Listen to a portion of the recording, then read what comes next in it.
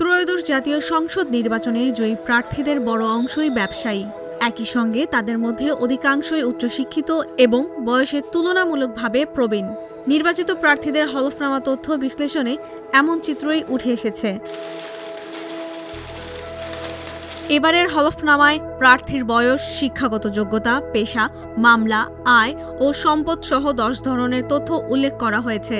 বিশ্লেষণে দেখা গেছে, নির্বাচিত 297 জনের মধ্যে 174 জন নিজেদের প্রধান পেশা হিসেবে ব্যবসা উল্লেখ করেছেন। কেউ কেউ একাধিক পেশার কথা বললেও হিসাবের সুবিধার জন্য হলফনামায় প্রথমে উল্লেখ করা পেশাকেই মূল পেশা হিসেবে ধরা হয়েছে। দলভিত্তিক বিশ্লেষণে দেখা যায়, বিএনপি একাই 209টি আসন পেয়েছে। দলটি নির্বাচিতদের মধ্যে 145 জন নিজেদের পেশা হিসেবে ব্যবসা উল্লেখ করেছেন, যা মোট বিজয়ীর 69%। জামায়াতে ইসলামীর 68 জন নির্বাচিত সদস্যদের মধ্যে 20 জন ব্যবসায়ী, যা দলটির 29%। জাতীয় নাগরিক পার্টির 6 জন সংসদ সদস্যের মধ্যে 2 জন ব্যবসায়ী। স্বতন্ত্রভাবে নির্বাচিত 7 জনের মধ্যে 5 জনই ব্যবসায়ী। স্বাধীনতার পর 1973 সালের প্রথম জাতীয় সংসদ নির্বাচনে জয়ী প্রার্থীদের মধ্যে ব্যবসায়ী ছিলেন 18%। 1991 সালে এই হার দাঁড়ায় 38%। তখনও সংসদের রাজনীতিবিদ, আইনজীবী সহ বিভিন্ন পেশার প্রতিনিধিত্বে একটি ভারসাম্য ছিল। সময়ের সঙ্গে সঙ্গে ব্যবসায়ীদের সংখ্যা বাড়তে থাকে। 2024 সালের দ্বাদশ জাতীয় সংসদ নির্বাচনে জয়ী সংসদ সদস্যদের মধ্যে 67% ছিলেন ব্যবসায়ী। দুর্নীতি প্রতিরোধে কাজ করা সংস্থা ট্রান্সপারেন্সি ইন্টারন্যাশনাল বাংলাদেশের নির্বাহী পরিচালক ইফতেখারুজ্জামান বলেন, সংসদে ব্যবসায়ীদের প্রভাব বাড়লে ব্যবসা ও রাজনীতি একাকার হয়ে যায় এবং নীতি নির্ধারণে স্বার্থান্বেষী গোষ্ঠীর প্রভাব বাড়ে।